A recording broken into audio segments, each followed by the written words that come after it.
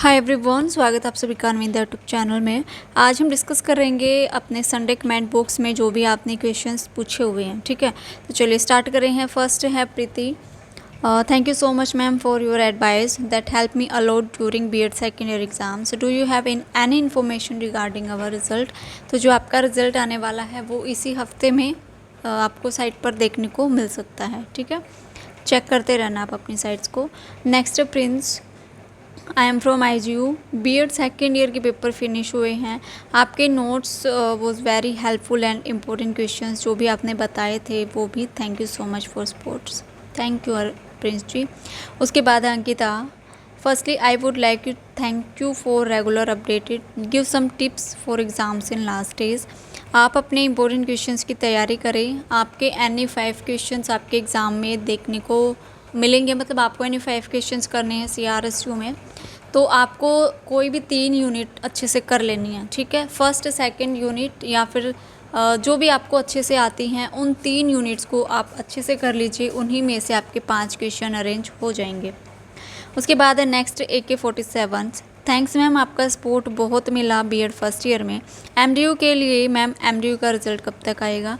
देखिए MDU का जो रिज़ल्ट आएगा वो इसी वीक आपको देखने को मिल सकता है, तो साइट पर विज़िट करते रहें, चेक करते रहें।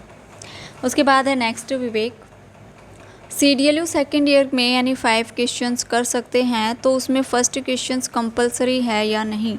CDLU का तो कोई नोटिफिकेशन नहीं आया है कि यानी 5 क्वेश्चंस आपको करने हैं। CRSU में ज़रूर आया है कि यानी 5 क्वेश्चन करने हैं, लेकिन CDLU में मैंने तो नहीं देखा है। अगर आपको अलग से इन्फॉर्मेशन मिली है आपके कॉलेज की तरफ से, अगर यानी 5 क्वेश्चन करने की इन्फॉर्मेशन मिली है तो उसमें फर्स्ट क्वेश्चन कंपलसरी नहीं होगा। ठीक है, उसके बाद है नेक्स्ट ब्यूटी कुमारी, नमस्ते जी मैम, मेरा सवाल ये है कि अभी जो CRSU के BEd एग्ज़ाम होने हैं उसमें यानी 5 क्वेश्चंस करने हैं, तो कैसे अटैम्प्ट करने चाहिए। शॉर्ट क्वेश्चंस करना चाहिए या सिर्फ लॉन्ग ही करने हैं। मैम प्लीज़ गाइड करें जिससे नंबर अच्छे आ सकें। बिल्कुल, देखिए जो आपके यानी 5 क्वेश्चंस आपको करने हैं। एक क्वेश्चन जो आपका फर्स्ट क्वेश्चन होता है उसमें 4 क्वेश्चन गिवन होते हैं 4 मार्क्स में। तो जो लॉन्ग क्वेश्चंस आप करते हो तो वहाँ पर आपका 16 मार्क का क्वेश्चन होता है।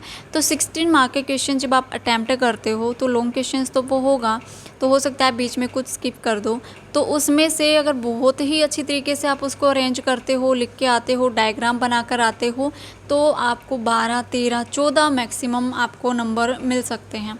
लेकिन अगर 4 मार्क्स वाले शॉर्ट क्वेश्चंस आप करके आते हो तो उसमें क्या होगा, जैसे 1 क्वेश्चन 4 मार्क्स में है तो उसमें हो सकता है कि आपने बहुत अच्छा क्वेश्चंस को अरेंज किया है आंसर को, तो उसमें हो सकता है कि 3 नंबर आपको दे दें। ठीक है, तो ऐसे करते करते चारों क्वेश्चंस अगर आपको आते हैं तो उसमें से आपको 3/4 मतलब 12 नंबर तो आपको मिल ही जाएंगे। अगर लॉन्ग क्वेश्चन कोई ऐसा क्वेश्चंस है जो कि आपको नहीं आता है और शॉर्ट क्वेश्चंस आते हैं आपको, तो आप शॉर्ट क्वेश्चंस की तरफ ही जाइएगा। ठीक है, मैं कहूँगी कि आप शॉर्ट क्वेश्चंस ज़रूर अटैम्प्ट करके आए पेपर में, क्योंकि वो आपके जो मार्क्स हैं उसको इंक्रीज़ करने में हेल्प करते हैं। ठीक है, चलिए उसके बाद है पूनम कुमारी, मैम शीट्स अपलोडिंग पर वीडियो बना दीजिए। मैंने अभी तक मॉक टेस्ट नहीं दिया है। मॉक टेस्ट एक ज़्यादा टाइम दे सकते हैं क्या। एक अच्छा आंसर कैसे होना चाहिए, शीट्स पर roll number and name mention करना चाहिए या नहीं। देखिए सबसे पहले तो मैं आपको ये बता देती हूँ, जो आपने ये पूछा है कि शीट्स पर रोल नंबर मेंशन करना है कि नहीं। जब आप एग्ज़ाम दोगे, एग्ज़ाम देते टाइम आपको मेंशन करना है। पहले कुछ भी आपको अपनी आंसर शीट पर नहीं लिखना है, सबसे पहली बात।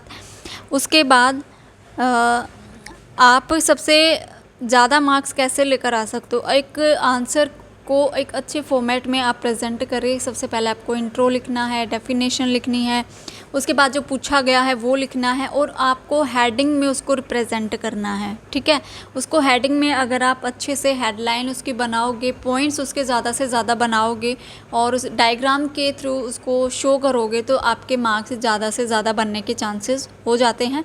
और लास्ट में कंक्लूजन ज़रूर आपको लिखना है। कोई भी क्वेश्चंस हो, कितने भी आपके पेपर हो, शॉर्ट क्वेश्चंस हो, लॉन्ग क्वेश्चंस हो, कोई भी क्वेश्चंस आप कर रहे हो तो कंक्लूजन ज़रूर आपको लास्ट में लिखना है। ठीक है, और रही बात आपका हाँ, कि मॉक टेस्ट आपने नहीं दिया है तो प्लीज़ आप मॉक टेस्ट ज़रूर एक बार देकर देखें। वहाँ पर आपकी जो भी कमियां हैं या फिर जो भी आपका टाइम लग रहा है, जो भी आपका डाउट है, वो सब मॉक टेस्ट में ख़त्म हो जाएगा, ठीक है। और मेरे पास किसी का रजिस्ट्रेशन नंबर या फिर पासवर्ड नहीं है जिससे कि मैं वीडियो बना सकूँ आपके लिए कि कैसे आपको मॉक टेस्ट देना है या फिर कैसे आप अप्लाई कर सकते हो मॉक टेस्ट देने के लिए, कैसे क्या कुछ होता है। तो उसके लिए मेरे पास रजिस्ट्रेशन नंबर नहीं है, कोई पासवर्ड नहीं है मेरे पास, तो वो थोड़ा सा मुश्किल हो जाएगा वीडियो बनाना, ठीक है। लेकिन आपके पास रजिस्ट्रेशन नंबर होगा, पासवर्ड होगा, तो आप एक बार मॉक टेस्ट ज़रूर देकर देखें।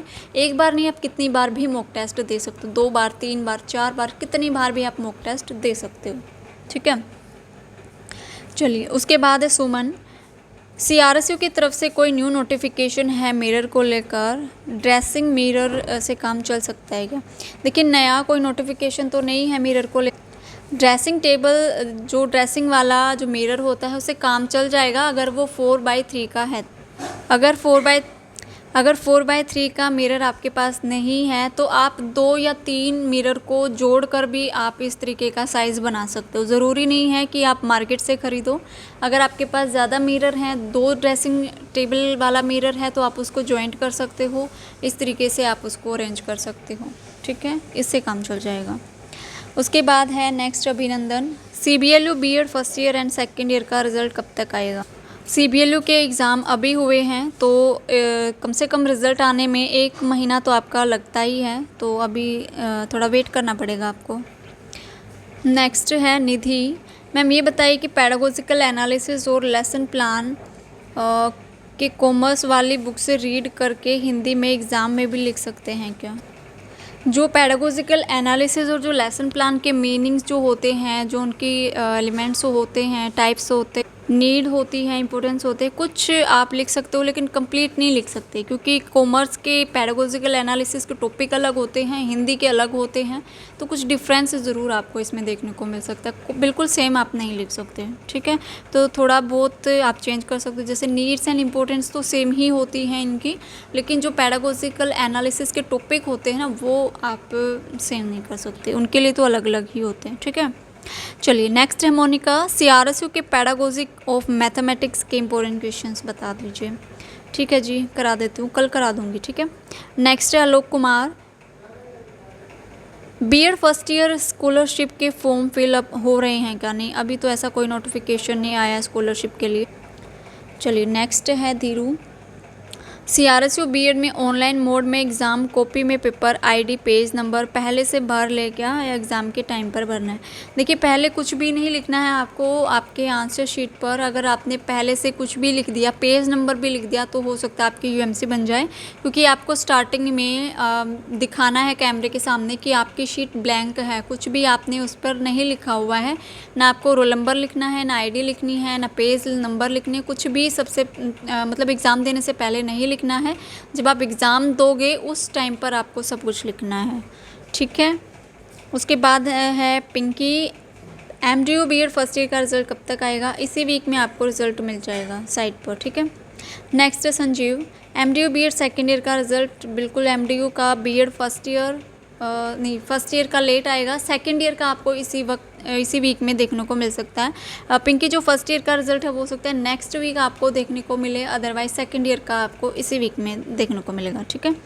क्योंकि फर्स्ट ईयर के तो अभी एग्ज़ाम चले हुए हैं, अभी तो ख़त्म भी नहीं हुए हैं, लेकिन सेकंड ईयर के पहले ख़त्म हो चुके हैं, तो फर्स्ट ईयर का अभी नहीं आएगा, ठीक। नेक्स्ट कीर्ति, गुड मॉर्निंग, गुड इवनिंग जी। Sharma ji, MDU B Ed second year का रिज़ल्ट कब आएगा? जो अभी एग्ज़ाम हुए थे, MDU सेकेंड ईयर का रिज़ल्ट आपका बीएड का अभी इसी वीक में आ जाएगा, ठीक है। नेक्स्ट है दीक्षा, डीक्रस्ट यूनिवर्सिटी बीएड सेकेंड ईयर के रिज़ल्ट कब आएगा? MDU MSc PG का एंट्रेंस कब का है? डीक्रस्ट का रिज़ल्ट आपको बहुत जल्द देखने को मिल सकता है, बहुत जल्दी ही आपको नोटिफिकेशन मिल जाएगी कि आपका रिज़ल्ट आ गया है।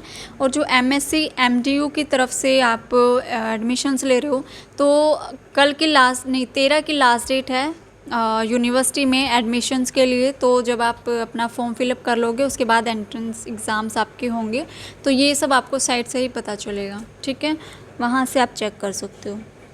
नेक्स्ट है maths solution, paper 4th B 5th A के नोट्स प्रोवाइड करा दो हिंदी मीडियम में और इन पेपर की तैयारी करा दो प्लीज़ मैम। देखिए अभी पॉसिबल नहीं होगा नोट्स तैयार करने, इनकी तैयारी कराना, क्योंकि अभी एग्ज़ाम चले हुए हैं और CRSU के अभी स्टार्ट हो जाएंगे 16 से, तो इतने शॉर्ट टाइम में इतना कराना पॉसिबल नहीं होगा। तो जो आपके पास बुक्स हैं उन्हीं से आप अरेंज करें, उन्हीं से आप नोट्स बनाएं, उन्हीं से पॉइंट्स आप बनाएं, तो अच्छी तैयारी आपकी हो सकती है। ठाकुर पब्लिकेशन की बुक से अगर आप हेल्प लेना चाहते हो तो प्लेलिस्ट में आपको कंप्लीट बुक मिल जाएंगी, वहाँ से आप हेल्प ले सकते हो, ठीक है। चलिए नेक्स्ट है मोनिशा। शीट में जब आंसर लिखे तो यूनिट भी लिखना होगा कि कौन से क्वेश्चंस कर रहे हैं, आप अच्छे से बता दो। देखो वैसे जब आप एग्ज़ाम में आंसर आप लिखोगे तो आप ओनली क्वेश्चंस भी लिख सकते हो, लेकिन अगर आप यूनिट मेंशन करना चाहो तो यूनिट भी मेंशन कर सकते हो। इसमें करना चाहो तो कर सकते हो, ना करना चाहो तो मत करना, क्योंकि इसमें कोई कंपलसरी नहीं है कि यूनिट भी आपको मेंशन करनी है। मोस्ट इम्पोर्टेंट है कि आप अच्छे से क्वेश्चंस को मेंशन कर दो कि ये वाला क्वेश्चंस है, ठीक है।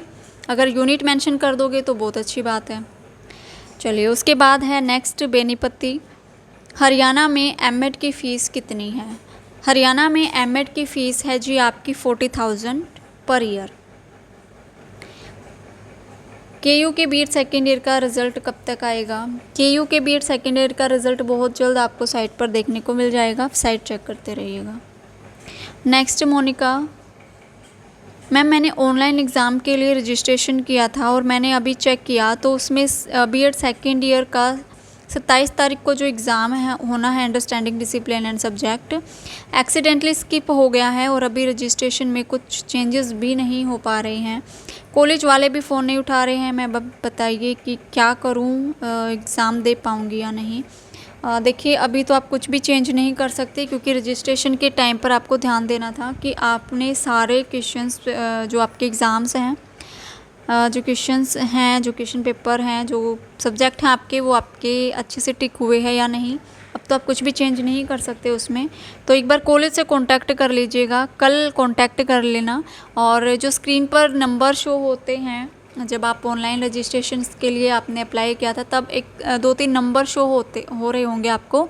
तो अब वो नंबर अब भी हैं, तो एक बार आप उनसे कांटेक्ट करें कि ऐसे ऐसे मेरा पेपर जो है वो स्किप हो गया है, अब मैं क्या कर सकती हूँ, वो पेपर मुझे ऑफलाइन देना पड़ेगा या फिर कैसे क्या करना है। सबसे पहले तो आप कॉलेज से कांटेक्ट करिए, वही आपको कुछ सजेशन दे पाएंगे, ठीक है। बाकी भाई ऑनलाइन में तो ऐसा कुछ चेंज हो नहीं सकता। नेक्स्ट निधि। हाँ जी, यानी 5 क्वेश्चंस ही करने हैं निधि। अगर आप CRSU से हो तो CRSU में यानी 5 करने हैं, कोई भी क्वेश्चंस कंपलसरी नहीं है। उसके बाद है लक्ष्य। मैम मैंने पहले ऑनलाइन रजिस्ट्रेशन किया था लेकिन फिर ऑफलाइन मोड के लिए एप्लीकेशन दे दी है। अब मैम मेरे पेपर भी ऑनलाइन वालों के साथ ही होंगे या फिर अलग से डेट शीट आएगी, क्योंकि एडमिट कार्ड पर सेंटर का नाम नहीं है और इतनी जल्दी एडमिट कार्ड आएंगे क्या? नहीं, देखो जिन भी स्टूडेंट्स ने ऑनलाइन रजिस्ट्रेशन कर दिया था उसके बाद यूनिवर्सिटी ने बोला है अगर कोई चेंज करना चाहता है, ऑनलाइन से ऑफलाइन मूव करना चाहता है, तो वो अपने पेपर ऑफलाइन दे सकता है। तो लिस्ट आई थी, आपका जो कॉलेज है उसके अकॉर्डिंग उस एग्ज़ामिनेशन सेंटर का नाम वहाँ पर गिवन है उसके सामने, जो आपका कॉलेज है और उस जिस कॉलेज के एग्ज़ामिनेशन सेंटर के कॉलेज में होने हैं, तो लिस्ट आई हुई है। अपना कॉलेज देख लेना, एग्ज़ामिनेशन सेंटर उसके सामने लिखा हुआ है, वो कॉलेज देख लेना, आपके एग्ज़ाम वही होंगे। लिस्ट आ गई है, जो पेपर आपके होने हैं वो उसी डेट में होंगे, कोई अलग से डेट शीट आपकी नहीं आएगी और ना ही कोई अलग से एडमिट कार्ड आपका इशू किया जाएगा, वही एडमिट कार्ड रहेगा। और जो एग्ज़ामिनेशन सेंटर दिए गए हैं उन्हीं एग्ज़ामिनेशन सेंटर पर आपके एग्ज़ाम होंगे। तो वो लिस्ट एक बार चेक कर लेना कि आपका कॉलेज कौन सा है और आपके कॉलेज के किस कॉलेज में एग्ज़ाम हो रहे हैं, ये चेक कर लेना, ठीक है।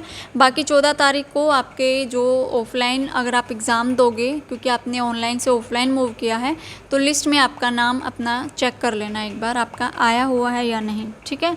उसी से पता चलेगा कि आपका जो एग्ज़ाम है वो ऑफलाइन है या ऑनलाइन ही है, ठीक है। चलिए नेक्स्ट रेनू। मिरर वाली कोई न्यू नोटिफिकेशन है क्या? अगर थोड़ा छोटा लगा ले तो कोई प्रॉब्लम तो नहीं होगी।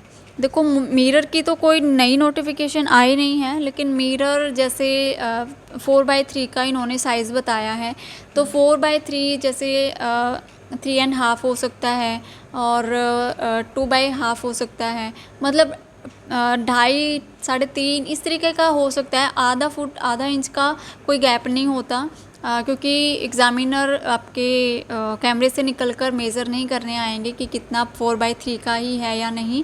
अगर फिर भी आपका बहुत ही ज़्यादा कम हो रहा है, जैसे 4/2 का हो रहा है, तो आप दूसरा मिरर को उसमें अरेंज कर सकते हो, अटैच कर सकते हो, ताकि आपका मिरर का साइज़ थोड़ा सा बढ़ जाए। ठीक है, अगर थोड़ा सा ही अंतर है तो कोई दिक्कत नहीं होगी उसमें, ज़रूरी नहीं है कि 4/3 का ही हो। अगर थोड़ा बहुत हल्का बहुत थोड़ा कोई अंतर है, कम ज़्यादा है, तो उसमें कोई इशू नहीं होगा। लेकिन अगर ज़्यादा ही है तो फिर इशू हो सकता है, तो आप अपना दूसरा मिरर वहाँ पर अरेंज कर सकते हो उसके साथ में। ठीक है, तो चलिए आज के लिए था बस इतना ही। यही आपके क्वेश्चंस थे संडे कमेंट बुक्स के लिए। आई होप सभी के डाउट क्लियर हो गए होंगे। ठीक है, तो मिलते हैं फिर हम नेक्स्ट वीडियो में। अगर किसी ने एडमिशन लेना है बीएड में, या फिर किसी के रिलेटिव ने एडमिशन लेना है बीएड में, तो आप कांटेक्ट कर सकते हो मुझसे। कांटेक्ट नंबर आपको डिस्क्रिप्शन में गिवन हो जाएगा। ठीक है, तो चलिए आज के लिए तो बस इतना ही। अपने एग्ज़ाम की तैयारी रखें, बेटर रखें और अपना ख्याल रखें। Thank you.